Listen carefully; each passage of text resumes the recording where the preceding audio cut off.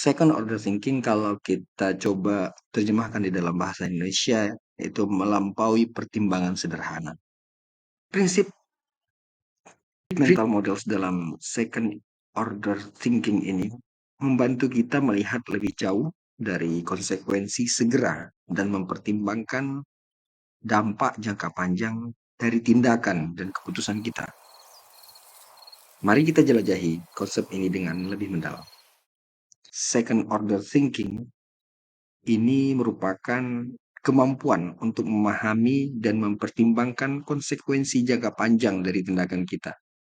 Bukan hanya fokus pada hasil langsung.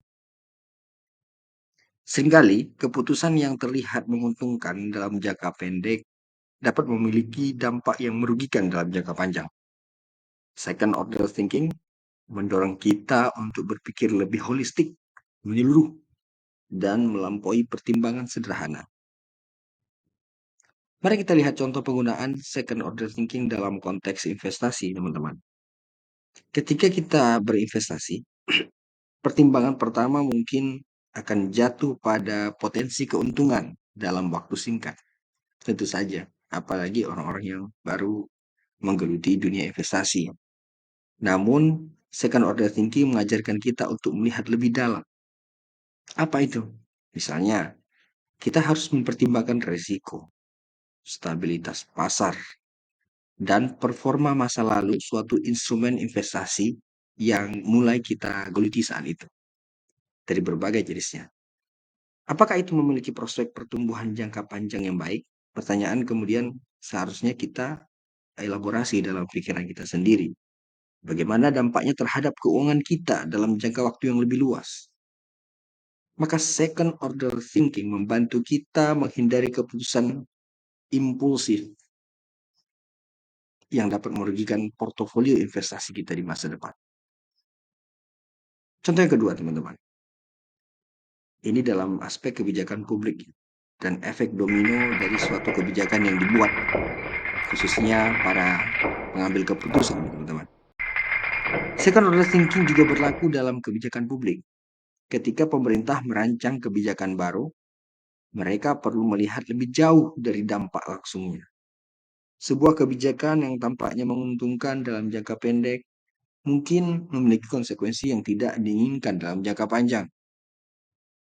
Contohnya, jika pemerintah memperlakukan pajak yang tinggi pada industri tertentu untuk meningkatkan pendapatan negara, hasilnya bisa berupa pemotongan tenaga kerja, penurunan investasi, dan pengurangan konsumsi.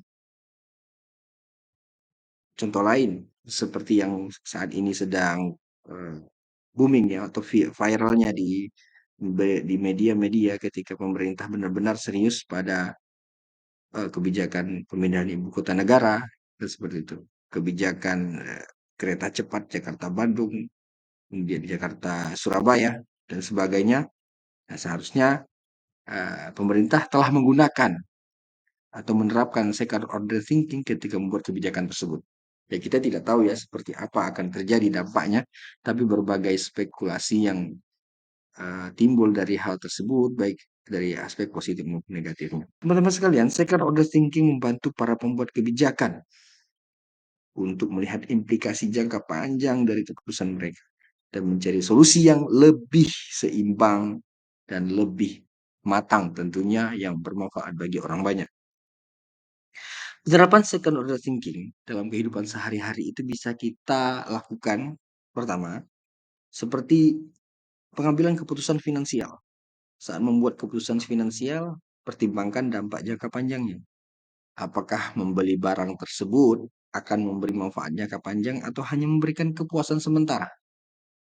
Kemudian yang kedua, dalam kehidupan sehari-hari, second order thinking ini juga berlaku dalam hubungan interpersonal.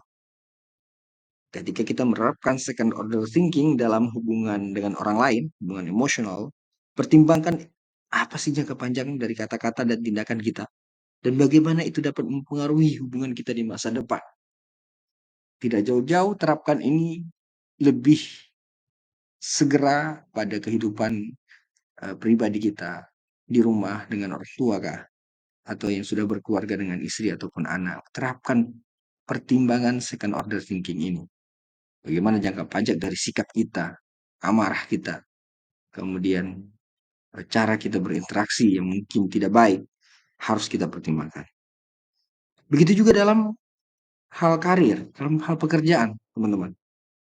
Perencanaan karir, pikiran kita harus fokus ataupun terarah pada jalan yang akan kita pilih dan bagaimana itu akan mempengaruhi perkembangan karir kita pada jangka panjang.